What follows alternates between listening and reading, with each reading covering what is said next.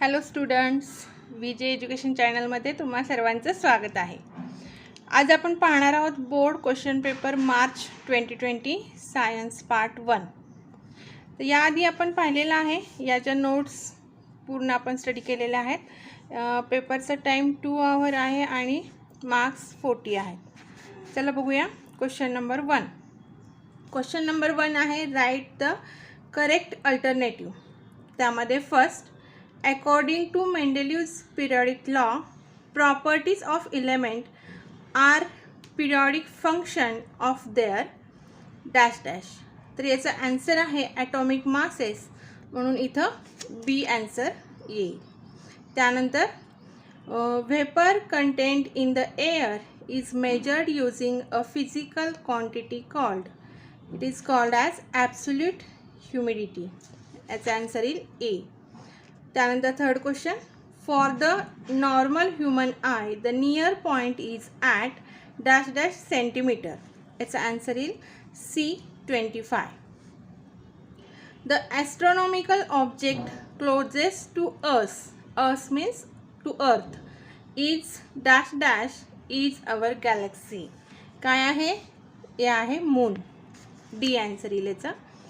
In the Wilfy table method, the particles of a gangue are separated by dash dash separation method। याचा answer पण D येईल, gravitational. तर ही अशी 5 क्वेश्चनची answer आपण या आन्सर शीटमध्ये सोडवून घेतलेली आहेत आणि ती अशा पद्धतीनं रिप्रेझेंट करायची आहेत। त्यानंतर क्वेश्चन बी पाहूया आपण। क्वेश्चन बी काय आहे बघा। Answer the following. First, find the odd one out. याच्यामध्ये voltmeter, ammeter, thermometer, galvanometer.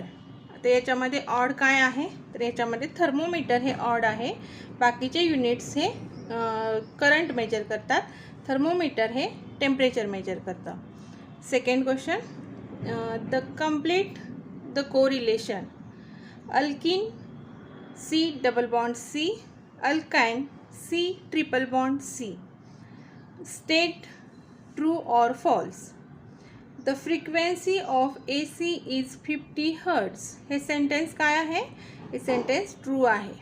Then next, match the column. Match the कॉलममध्ये A and B। The wavelength of red light, किती असते रेड लाईटची wavelength?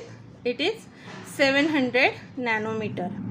And last question, question 1 मधला, name the first artificial satellite sent by Russia in space। तर ते satellite आहे Sputnik. अशा पद्धतीने हे आपले 5 क्वेश्चनचे आन्सर इथं आपण लिहिलेले आहेत। असा क्वेश्चन 1A आणि 1B आपला कंप्लीट झालेला आहे, तो 10 मार्क्ससाठी विचारला जातो। त्यानंतर बघूया आपण क्वेश्चन 2A कडे। क्वेश्चन 2A काय आहे? Give scientific reason any 2। याच्यामध्ये 3 क्वेश्चन दिलेले आहेत, पण 2च लिहायचे आहेत त्यातले आणि ते 4 मार्कांसाठी आहेत।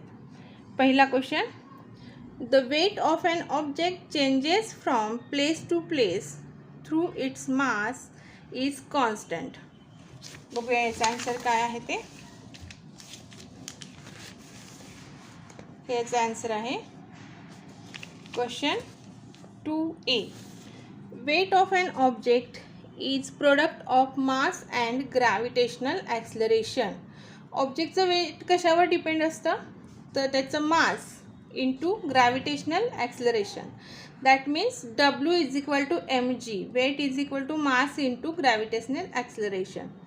As the weight depend on the value of acceleration due to gravity, that means G, which changes from place to place। Weight हे कशावर डिपेंड असतं? तर ग्रॅव्हिटीवर डिपेंड असतं, पण ती प्लेस टू प्लेस चेंज होत राहते।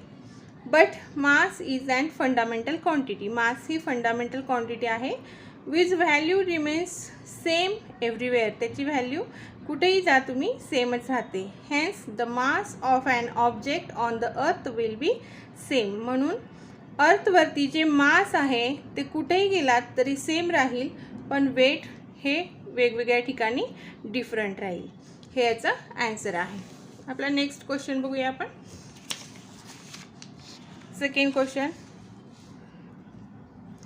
Stars twinkle but we do not see the twinkling of planets. म्हणजे आपण रात्री जर आकाशात बघितलं तर स्टार्स हे ट्विंकल करत असतात, पण प्लॅनेट्स हे कधीही ट्विंकल करत नाहीत. याचं रिझन काय आहे बघूया. Stars twinkle because they are so far away from the earth that they appear as a point source. Even when seen through powerful telescope, the light rays coming from them are reflected multiple times, making look as if they were blinking. The sun and the other planet, however, are quite close to us, so we do not see twinkling of planet. म्हणजे stars हे आपल्यापासून खूप लांब आहेत, त्यांचं reflect केलेली light ही आपल्यापर्यंत येईपर्यंत काय होते तर ट्विंकल होते, त्यामुळे ब्लिंक होते, त्यामुळे ते आपल्याला ट्विंकल केल्यासारखे दिसतात. परंतु जे प्लॅनेट्स आहेत ते आपल्याला थोडे क्लोज आहेत, त्यामुळे ते त्यांची लाईट ही ब्लिंक होत नाही, त्यामुळे ते आपल्याला ट्विंकल केल्यासारखे दिसत नाही. नेक्स्ट क्वेश्चन आहे थर्ड, सेकंडमधला third. The elements belonging to the same group have a same valency. म्हणजे एका ग्रुपमधले सगळे एलिमेंटची व्हॅलन्सी सेम असते. ओके, तर त्याचा आन्सर काय आहे. The electronic configuration of the outermost shell is the same for all the elements belonging to the same group. एका सेम ग्रुपमधल्या प्रत्येक इलेमेंटचं इलेक्ट्रॉनिक कॉन्फिगरेशन हे सेम असतं, त्यामुळे त्याच्या आउटरमोस्ट शेलमध्ये सेम नंबर ऑफ इलेक्ट्रॉन्स असतात. So the number of valence electron for all the elements in the group is a same. The valency of an element is determined by the valence electron. Valence electron same असल्यामुळं त्याची प्रत्येकाची व्हॅलन्सीसुद्धा काय असते same असते. Hence the element belonging to same group have a same valency. Okay, वळूया आपण question 2B कडे. क्वेश्चन 2B काय आहे. Answer the following any 3. कोणत्याही 3 क्वेश्चनचे ॲन्सर लिहायचे आहेत. त्यामध्ये पहिला क्वेश्चन आहे, प्रॉब्लेम आहे हा. How much heat energy is necessary to raise the temperature of 5 kg of water from 20 degree Celsius to 100 degree Celsius. म्हणजे 5 kg वॉटरचं टेम्परेचर जर 20 डिग्री सेल्सिअसवरून 100 डिग्री सेल्सिअस न्यायचं असेल तर किती एनर्जी त्याच्यासाठी रिक्वायर्ड आहे, असा हा क्वेश्चन आहे. बघूया याचा आन्सर. ह्याचा आन्सर आहे गिवन काय आहे बघा आपल्याला. Mass m is equal to 5 kg. Specific heat of water, specific heat किती आहे वॉटरची 1 kilo calorie per kilogram degree Celsius. Change in temperature delta T is equal to 100 - 20. म्हणजे आपल्याला 20 पासून इन्क्रीज करायचं ते 100पर्यंत, म्हणून चेंज इन टेम्परेचर किती करायचं आपल्याला 80 degree Celsius. To find out, आता शोधायचं काय आपल्याला हीट एनर्जी क्यूमध्ये शोधायची. क्यू हा त्याचं हे आहे formula. Q is equal to MC into delta T. Now solve करूया आपण. According to the principle of heat exchange, energy supplied to water is equal to energy gain by water. काय सांगितलं इथं, एनर्जी वॉटरला एनर्जी सप्लाय केली जाईल तेवढीच तो काय करणार आहे गेन करणार आहे. Now by putting the value in इक्वेशनमध्ये आपण व्हॅल्यू पुट करूया. Q is equal to MC into delta टी. क्यू इज इक्वल टू 5 × 1 × 80. याचं मल्टिप्लिकेशन करून घ्या. 400 किलो कॅलरी एवढी एनर्जी काय करावी लागेल, त्याला प्रोव्हाइड करावी लागेल. Heat energy necessary to raise temperature of water is 400 kilo calorie. Okay, next question.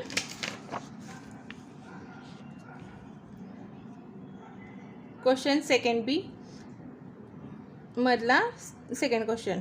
Observe the given figure of Fleming right hand rule and write the labels of A and B correctly. खालची diagram बघायची आहे आणि त्याचं काय लिहायचं आहे आपल्याला, ए आणि बीचं नेम द्यायचं आहे आपल्याला, काय नेम आहे त्याचा. तर इथं लिहिलं आहे बघा, A direction of the magnetic field. A ही फिंगर काय दाखवते आपल्याला, ही फिंगर काय दाखवते, तर ही दाखवते direction of the magnetic field. आणि बी फिंगर काय दाखवते, तर direction of induced current. B finger दाखवते आपल्याला direction of induced current. Okay, next question बघूया.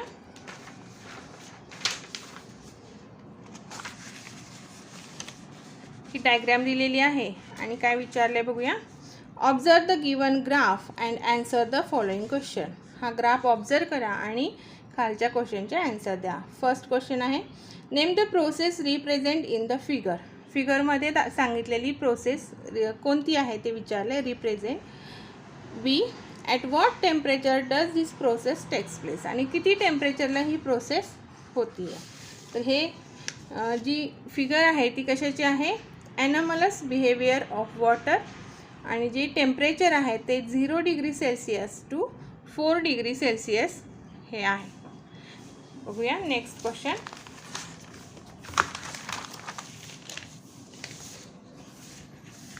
Question 2B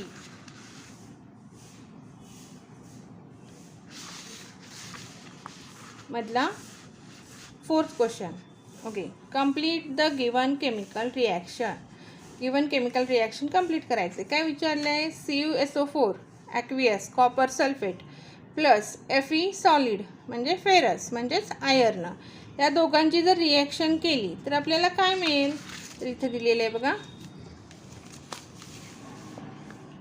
CuSO4 aqueous plus ferrous solid gives FeSO4 aqueous ferrous sulphate मिळेल and copper solid मिळेल आपल्याला. Okay, and this reaction is called as displacement reaction. या रिॲक्शनलाच काय म्हणतात, displacement reaction असं म्हणतात. तर नेक्स्ट क्वेश्चन बघूया. बी मधला सेकंड बी मधला हा लास्ट क्वेश्चन आहे. Fifth question, right a short note on ॲलॉईंग.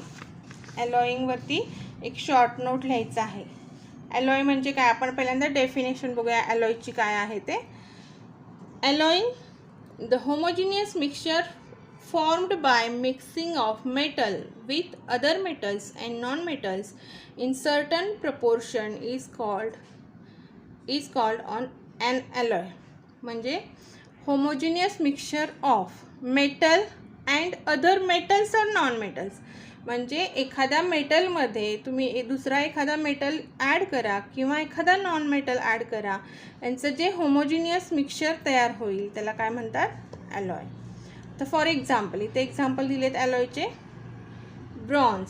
ब्रॉन्झमध्ये काय काय असतं, 90% कॉपर म्हणजे हा झाला तुमचा बेस मेटल म्हणजेच मेन मेटल कॉपर. त्यानंतर त्याच्यामध्ये काय ॲड केलं आहे, 10% टीन हा दुसरा मेटल ॲड केला आहे. देन मग या दोघांपासून, या दोघांच्या होमोजिनियस मिक्सचरपासून काय तयार झालं, ब्रॉन्झ तयार झालं. The bronze statue do not get affected by the sun and the rain. म्हणजे फक्त जर कॉपरचा जर स्टॅच्यू बनवला असता तर then it is affected by the sun and rain and it get corroded. But because of the alloy it converted into the bronze and it does not get affected by the sun and the rain. Next stainless steel. Stainless स्टीलमध्ये काय असतं, 74% iron, 18% chromium and 8% carbon. आता हे stainless steel does not get stain with air water and also does not rust. म्हणजे iron जर आपण use केलं असतं एखाद्या सपोज आपल्या किचनमधले युटेन्सिल हे आयर्नपासून बनवले असते, then it get corroded after some time. But stainless स्टीलपासून बनवलेले युटेन्सिल हे काय होत नाहीत, रस्ट होत नाहीत, कारण त्याच्यावरती एअरचा आणि वॉटरचा इफेक्ट होत नाही. त्याला म्हणतात ॲलॉय. The majority of the metallic substances used presently are in the form of alloys. The main intention behind this to decrease the intensity of corrosion of metal. म्हणजे ॲलॉय बनवण्याचं हे एक रिझनच आहे to improve the properties of metal. And main property काय आहे त्याच्यातली, corrosion decrease. हे आपले पहिले 2 क्वेश्चन आपण इथं पाहिलेले आहेत, board question paper March 2020 part 1 मधले. आता आपण याच्या पुढचे क्वेश्चन्स हे नेक्स्ट व्हिडिओमध्ये पाहणार आहोत, पार्ट 2 मध्ये. तर पार्ट 2 हा पाहायला तुम्ही विसरू नका. आणि तुम्हाला जर हा व्हिडिओ आवडला असेल तर तुम्ही लाईक करा, शेअर करा, सबस्क्राईब करा आणि बेल आयकॉनलाही क्लिक करा, म्हणजे तुम्हाला या पुढच्या व्हिडिओचं नोटिफिकेशन लगेच मिळेल.